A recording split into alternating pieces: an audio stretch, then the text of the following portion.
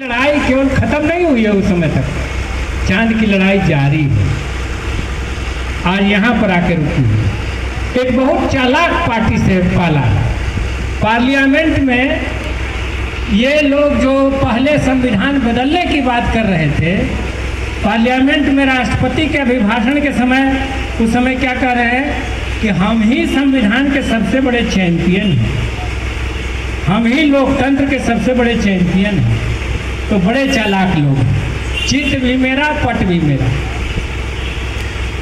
तो ऐसे लोगों से पाला पड़ा हुआ है। इसीलिए आज एक बात और इस मंच से मैं कहना चाहूँगा, भाकपा माले गरीबों की पार्टी है और संदीप जी ने उस पर जोर दे करके कहा, उसके सवालों को लेके हम जान हथेली पर लेके चलने वाले लोग हैं, उसको कोई दो राय नहीं है।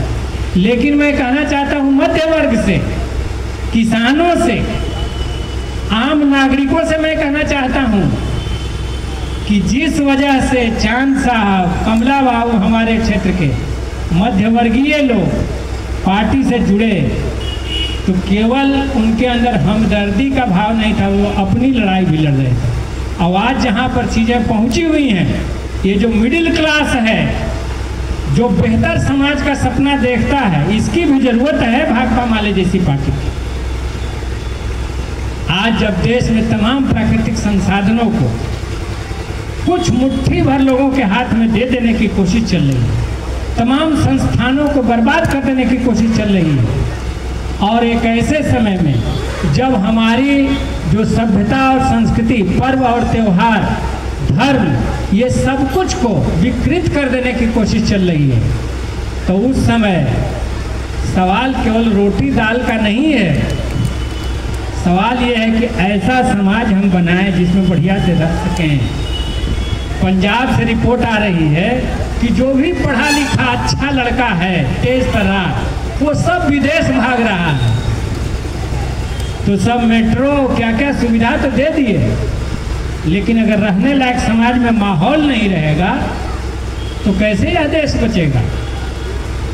इसीलिए जो अपने को अमीर कहते हैं, जो अपने को मध्यवर्गीय कहते हैं, उनके लिए भी ये चुनौती है कि एक बेहतर समाज हो, समाज का माहौल बेहतर हो। और ये जो हमारे गांव के कुएं में जहर घोलने की कोशिश की जा रही है, जहर घोलने वालों को पहचाना जाए और उनको बाहर किया जाए समाज से, कि नहीं। गांव के कुएं में अगर जहर होगा तो हमारे गांव का हर बच्चा बीमार पड़ेगा। इसलिए ये नहीं चलेगा, इसको रोकना पड़ेगा। और इसीलिए हम संकीर्ण नहीं है। आज लाल झंडों ने समाजवादियों के साथ मिलकर के, कांग्रेस की पुरानी उस धारा से मिलकर के इंडिया गठबंधन बनाया है। और मैंने कहा इलेक्शन में भी कि जब कंपनी राज 2 का खतरा देश पर आया, तो फिर से आज़ादी आंदोलन की वही ताकतें जो कंपनी राज 1 के खिलाफ लड़ रही थी, आज फिर से एकताबद्ध हुई, फिर से एकता बनी। इसलिए देश में लोकतंत्र के लिए, संविधान के लिए, देश में गरीबों के हकों की हिफाजत के लिए, महिलाओं की हिफाजत के लिए हमें इस लड़ाई को आगे बढ़ाना होगा। अनवर साहब आइए ऊपर, आपकी जगह मंच पर है। जिसके बारे में बाबर ने कहा था कि अब तो जन्नत में हम आ गए, जिसके बारे में ग्रंथों में चर्चा है कि यहाँ चश्मे बहते हैं, साफ पानी बहता है, हरा भरा धरती रहती है, तो ये तो हम आ गए जन्नत में। वो आया था काबुल से, और केसरिया रंग कहाँ से पैदा हुआ? वो मुस्लिम बहुल इलाके कश्मीर से पैदा हुआ, केसर से पैदा हुआ। तो इस पर जो बवाल खड़ा किया जाता है कि केसरिया रंग तो हिंदुओं का है और हरा रंग मुसलमानों का है, बाजीबा हमारी हरियाली को छीन लेना चाहते हो, हमारे चांद को छीन लेना चाहते हो। ये सब झमेला नहीं चलेगा बबुआ, बिल्कुल नहीं चलेगा।